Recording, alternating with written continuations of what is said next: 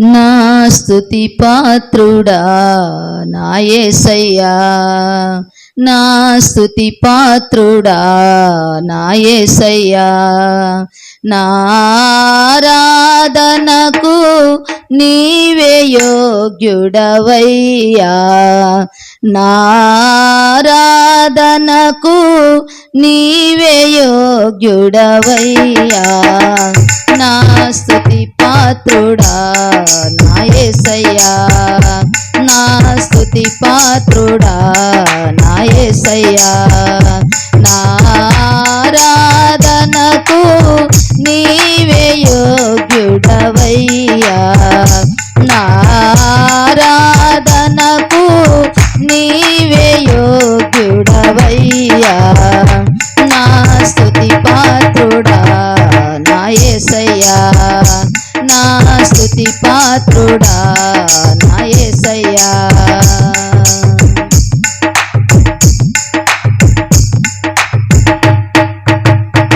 ఈ వాక్యమే నా పరవశము, నీ వాక్యమే నా ఆత్మకు ఆహారము, నీ వాక్యమే నా పరవశము, నీ వాక్యమే నా ఆత్మకు ఆహారము, నీ వాక్యమే నా పాదములకు దీపము, నీ వాక్యమే నా పాదములకు దీపము, నీ వాక్యమే నా పాదములకు దీపము, నా స్తుతి పాత్రుడా నా యేసయ్యా, నా స్తుతి పాత్రుడా నా యేసయ్యా, నా ఆరాధనకు నీవే యోగ్యుడవయ్యా, నా ఆరాధనకు నీవే యోగ్యుడవయ్యా, నా స్తుతి పాత్రుడా నా యేసయ్యా, నా స్తుతి పాత్రుడా నా యేసయ్యా, యేసయ్యా నా యేసయ్యా, యేసయ్యా నా యేసయ్యా, యేసయ్యా నా యేసయ్యా, యేసయ్యా నా యేసయ్యా, ఆరాధనా ఆరాధనా ఆరాధనా, అభిషేకము అభిషేకము, ఆనందము ఆనందము, అభిషేకము, యేసయ్యా నా యేసయ్యా, యేసయ్యా నా యేసయ్యా, యేసయ్యా నా యేసయ్యా, యేసయ్యా నా యేసయ్యా. హల్లెలూయా. 1 దశలోనికి రాసిన పత్రిక 5వ అధ్యాయము 16-18 వచనాలు.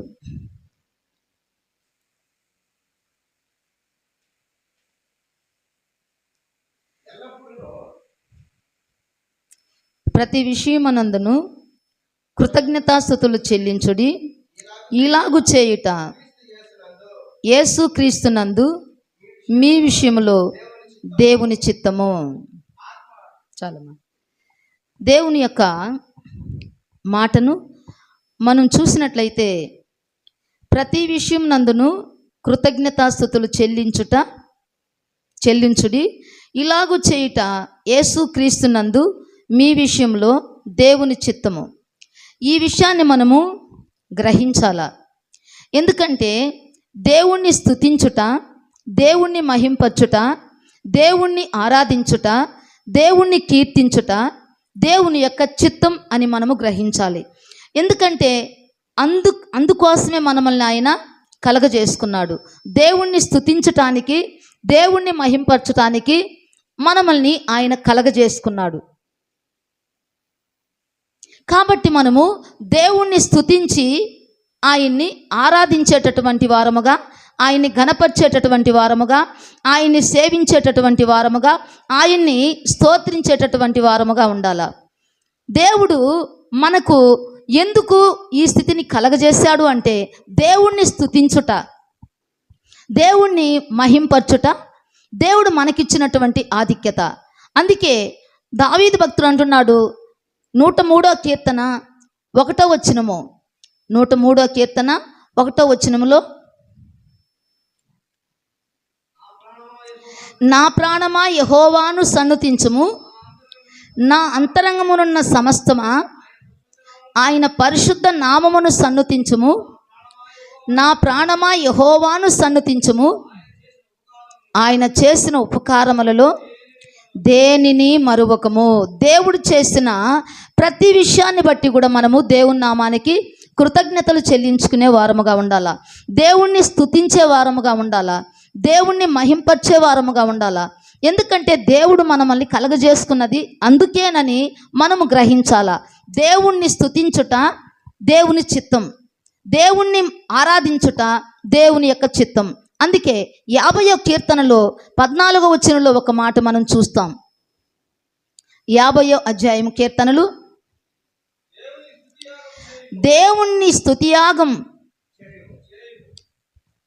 దేవునికి స్తుతియాగం చేయము, మహోన్నతునికి నీ మ్రొక్కుబడులు చెల్లించుము. ఆపత్కాలమున నీవు నన్ను గూర్చి మొర్రపెట్టుము, నేను నిన్ను విడిపించెదను, నీవు నన్ను మహింపరచెదవు. దేవుడు ఎందుకు చెప్తున్నాడు ఈ మాట? దేవుణ్ణి మహింపరచాలా. ఎప్పుడు మహింపరుస్తాం దేవుణ్ణి? మనము ఎప్పుడు మహింపరుస్తాము? ఎప్పుడైనా మనకు కష్టం వచ్చినప్పుడు, మనకు బాధ వచ్చినప్పుడు, మనకు ఒక సమస్య వచ్చినప్పుడు దేవుణ్ణి మనము స్తుతిస్తాము, దేవుణ్ణి మనము ఆయన అడుగుతాము. ఆ కష్టములో దేవుణ్ణి మనము అడుగుతాము, ఆ కష్టములో దేవుడికి మనము మొరపెట్టుకుంటాము. అప్పుడు దేవుడు మనల్ని విడిపిస్తాడు, ఆ సమస్య నుండి విడిపిస్తాడు, ఆ కష్టము నుండి విడిపిస్తాడు, ఆ బాధ నుండి విడిపిస్తాడు. కాబట్టి మనము దేవుణ్ణి మహింపరుస్తున్నాము, దేవుణ్ణి మహింపరుస్తున్నాము. అప్పుడు దేవుడు మనకు సహాయం చేస్తాడంట. ఎందుకు దేవుణ్ణి మనం మహింపరచాలంటే దేవుడు మనల్ని కలగజేసింది దేవుణ్ణి స్తుతించటకు, దేవుణ్ణి మహింపరచటకు అని మనం గుర్తించాలా. అందుకే ద్వితీయోపదేశ కాండము 8వ అధ్యాయంలో మరి 10వ వచనంలో మనం చూసినట్లయితే, నీవు తిని తృప్తి పొంది నీ దేవుడైన యెహోవాను నీకిచ్చిన అట్టి దేశమును బట్టి ఆయన్ని స్తుతింపవలెను. నీవు తిని తృప్తి పొంది నీ దేవుడైన యెహోవా నీకిచ్చిన మంచి దేశమును బట్టి ఆయనను స్తుతింపవలెను. మంచి దేశాన్ని బట్టి, మంచి ఈవిని బట్టి, నీకిచ్చిన ప్రతి ఈవిని బట్టి కూడా నువ్వు దేవుణ్ణి స్తుతించాలా. నీకిచ్చిన ప్రతి ఈవిని బట్టి, ప్రతి మంచి కార్యాన్ని బట్టి, మంచి దేశాన్ని బట్టి, మంచి గృహాన్ని బట్టి, మంచి ఉద్యోగాన్ని బట్టి, మంచి చదువును బట్టి దేవుని నిన్ను స్తుతించే విధంగా దేవుడు నీకు కలగజేసిన ప్రతి విషయంలో కూడా నువ్వు దేవునికి మహిమ చెల్లించాలా, దేవుణ్ణి స్తుతించాలా. అందుకే దావీదు అంటున్నాడు, నేను ఎల్లప్పుడూ కూడా యెహోవాను సన్నుతిస్తాను, నేను ఎల్లప్పుడూ యెహోవాను సన్నుతిస్తాను. ఏ స్థితిలోనైనా, ఏ పరిస్థితిలోనైనా, ఏ యొక్క కష్టములోనైనా, బాధలోనైనా, నష్టములోనైనా, వ్యాధిలోనైనా, ఇరుకులోనైనా, ఇబ్బందుల్లోనైనా, ఏ స్థితిలోనైనా కూడా నేను యెహోవాను సన్నుతిస్తాను, నేను యెహోవాను స్తుతిస్తాను, యెహోవాను నేను ఘనపరుస్తాను అని భక్తులు అంటుండగా మనం ఆ వాక్యాన్ని మనం చూస్తున్నాము, చదువుతున్నాము. కాబట్టి మనం ఏం చేయాలా? కష్టం వచ్చినప్పుడు దేవుణ్ణి స్తుతించాలా. కష్టం వచ్చినప్పుడు కష్టం వచ్చింది కదా అని మనము దేవుణ్ణి స్తుతించుకుంటా మర్చిపోకూడదు. అందుకే ఇక్కడ ఏమంటున్నాడు? నీవు తిని తృప్తి పొంది నీ దేవుడైన యెహోవా నీకిచ్చిన మంచి దేశమును బట్టి ఆయనను స్తుతించవలెను, ఆయన్ని స్తుతించి ప్రార్థించవలేను అని మనం చూస్తున్నాం. ఇక్కడ మనకిచ్చిన ప్రతి ఒక్క ఈవిని బట్టి దేవుణ్ణి మనము స్తుతించాలా. అదే రోమీలకు రాసిన పత్రిక 10వ అధ్యాయంలో 12వ వచనంలో చూడమ్మా. 12వ వచనము, యూదుడని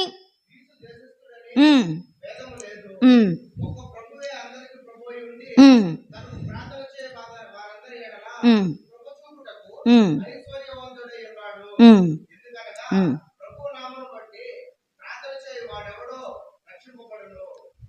ఇక్కడ మనం చూసినట్లయితే ఏ భేదము లేదంట, ఏ భేదము లేదు. అందరూ ఎంతమంది అయితే దేవుణ్ణి స్తుతించి దేవుణ్ణి ప్రార్థించి దేవుణ్ణి అడుగుతారో వారందరికీ కూడా కృప చూపించుటలో ఆయన ఐశ్వర్యవంతుడై ఉన్నాడని మనం ఇక్కడ చూస్తున్నాము. యూదుడని లేదు, గ్రీస్ దేశస్థుడని లేదు, ఏ భేదములు లేదు. ఒక్క ప్రభువే అందరికీ ప్రభువై ఉండి తానుకు ప్రార్థన చేయవారందరి ఎడల కృప చూపుటకు ఐశ్వర్యవంతుడై ఉన్నాడు. ఎందుకనగా ప్రభు నామాన్ని బట్టి ఎవరైతే ప్రార్థన చేస్తారో వారందరూ కూడా రక్షించబడతారు, వారందరూ కూడా విమోచించబడతారు, వారందరూ కూడా ఈ లోకంలో ఉన్నటువంటి ఉపద్రవాల నుంచి వాళ్ళు రక్షించబడతారు. దేవుని యొక్క నామాన్ని బట్టి ఎవరైతే ప్రార్థన చేస్తూ ఉంటారో వారందరూ కూడా రక్షించబడతారు. ఎందుకంటే కృప చూపించుటలో ఆయన ఐశ్వర్యవంతుడుగా ఉన్నాడు, కృప చూపించుటలో ఆయన ఐశ్వర్యవంతుడుగా ఉన్నాడు. కాబట్టి మనము ఆ కృప కలిగినటువంటి దేవుణ్ణి మనము స్తుతించాల. మరి ఈనాడు మనము స్తుతించలేకుండా ఉన్నానేమో, దేవుని యొక్క కృపకు మనము దూరంగా ఉన్నామేమో, దేవుని యొక్క కృపను మనం పొందుకోలేకపోతున్నామేమో. అయ్యో, ఎందుకు నాకు ఈ కష్టము, ఎందుకు నాకు ఈ బాధ, నాకెందుకు ఈ యొక్క దుఃఖము, నా పరిస్థితి ఎందుకు ఇలా అయింది అని ఆలోచిస్తున్నామేమో. కానీ మనము దేవుడు చెప్పినటువంటి మాట మనము వినాల. దేవుడు చెప్పినటువంటి మాట మనం విన్నప్పుడు వాగ్దానం చేసినటువంటి దేవుడు నమ్మదగిన దేవుడు. ఎందుకంటే నువ్వు ప్రార్థన చేసినప్పుడు నువ్వు రక్షించబడతావు అని దేవుడు చెప్తున్నాడు మనకు. మనం ప్రార్థన చేయాలా, దేవుణ్ణి స్తుతించాలా. దేవుణ్ణి స్తుతించినప్పుడు మనము రక్షించబడతాము అని దేవుని యొక్క వాక్యంలో మనం చదువుకుంటున్నాం. కాబట్టి మనం దేన్ని బట్టి కూడా బాధపడకుండా, చింతపడకుండా ప్రతి ఒక్క విషయాన్ని కృతజ్ఞతాపూర్వకంగా దేవునికి మనం తెలియజేయాల. అయ్యో, నా స్థితి ఎందుకు ఇలా అయింది, నేను ప్రార్థించినా కూడా, నేను స్తుతించినా కూడా దేవుడు నాకు సహాయం చేయలేదే అని అనుకుంటున్నామేమో. ఒకవేళ మనము అలా అనుకుంటే ఈ విషయాన్ని గురించి మనము ద్వితీయోపదేశ కాండము 28వ అధ్యాయము 47వ వచనంలో మనం చూసినట్లయితే అక్కడ ఒక మాట మనకు తెలియజేస్తున్నాడు. 28:47.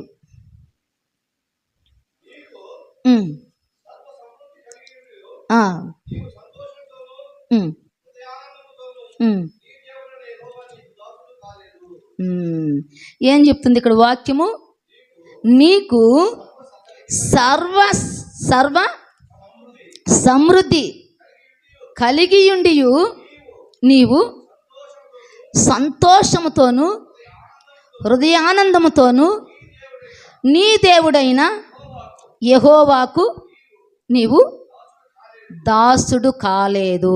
అంటే ఇప్పుడు మనం స్తుతిస్తున్నాము, కానీ మన హృదయపూర్వకంగా మనం దేవుణ్ణి స్తుతించటం లేదు, దేవుణ్ణి ఆనుకోవటం లేదు, దేవుని పైన ఆధారపడటం లేదు.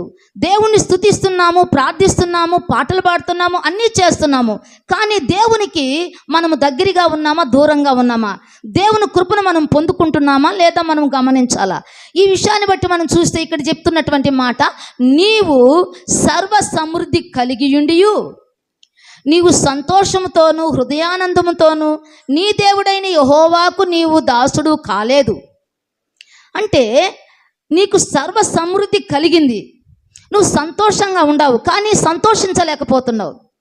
ఎందుకంటే అనేకమైనటువంటి పరిస్థితులను బట్టి, మనలో కలుగుతున్నటువంటి కొన్ని అపశృతులను బట్టి మనం దేవుణ్ణి స్తుతించలేక, దేవుణ్ణి ఆనుకోలేక, సంపూర్ణంగా దేవుని మీద ఆధారపడలేక మనము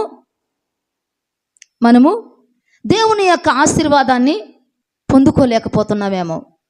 అందుకే మనకెందుకు ఈ బాధలు, మనకెందుకు ఈ కష్టములు, నాకెందుకు ఈ బాధ అని మనము ఆలోచిస్తూ ఉంటాము. నేనెందుకు వ్యర్థంగా, నా యొక్క కుటుంబానికి నేనెందుకు సమాధానాన్ని ఇవ్వలేకపోతున్నాను, నేను సంపాదించినటువంటి నా సంపాదన అంతా కూడా హాస్పిటల్కి వెళ్ళిపోతుంది, డాక్టర్కి వెళ్ళిపోతుంది, మందుల షాపులకు వెళ్ళిపోతుంది, మరి నా కుటుంబానికి నేను వ్యయపరచలేకపోతున్నాను. వీటన్నిటిని బట్టి నేను ఎందుకు ఈ యొక్క స్థితి నాకు కలుగుతున్నది అని ఆలోచిస్తుంటాము. కానీ ఇక్కడ వాక్యం చెప్తున్నది, నీకు సర్వ సమృద్ధినిచ్చినాడు. నీకు సర్వ సమృద్ధి కలిగి ఉండి కూడా నీవు సంతోషముతోనూ హృదయానందముతోనూ నీ దేవుడైన యెహోవాను నువ్వు ఆనుకోలేకపోతున్నావు. నీ దేవునికి నువ్వు దాసుడుగా ఉండలేకపోతున్నావు. నువ్వు దేవునికి లోబడలేకపోతున్నావు. కాబట్టి నీకు ఆ సమస్య, ఆ బాధ, ఆ కష్టం. కాబట్టి వీటన్నిటిని కూడా నువ్వు వదిలిపెట్టాలా. వీటన్నిటిని కూడా నువ్వు విడిచిపెట్టి, నా దేవుడు వాగ్దానం చేశాడు కదా, నా దేవుడు నాకు సహాయం చేస్తాడు కదా, నా దేవుడు నాకు సమాధానం ఇస్తాడు కదా, నేనెందుకు భయపడాలా, నేనెందుకు ఇలా వ్యాయపరచుకోవాలా, నా దేవుణ్ణి స్తుతిస్తా, నా దేవుణ్ణి ఆరాధిస్తా, నా దేవుణ్ణి పట్టుకుంటా, నా దేవుణ్ణి గట్టిగా పట్టుకుంటా, నేను విడిచిపెట్టను అని దావీదు అన్నట్లుగా నేనెల్లప్పుడూ యెహోవాను సన్నుతించెదను. ఎందుకంటే యెహోవా ఇల్లు కట్టించకపోతే కట్టువారి ప్రయాసం వ్యర్థమే కదా.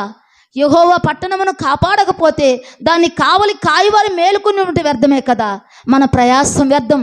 దేవుని యొక్క కృప లేకుండా, దేవుని యొక్క కరుణ లేకుండా, దేవుని యొక్క కనికరం లేకుండా, దేవుని యొక్క చిత్తము లేకుండా మనము ఎంత ప్రయాసపడ్డా అది వ్యర్థమే అయిపోతుంది. అందుకే దేవుణ్ణి మనము స్తుతించాలా, దేవుణ్ణి మనము గణపరచాలా. అది దేవుని యొక్క చిత్తం మీ పట్ల, అది దేవునికి చిత్తమై ఉన్నది కాబట్టి మనము దేవుణ్ణి స్తుతించాలా. నేను ఎల్లప్పుడూ కూడా యెహోవాను సన్నుతిస్తాను. ఆయన ఇశ్రాయేలు స్తోత్రాల మీద ఆసీనుడైనటువంటి దేవుడు.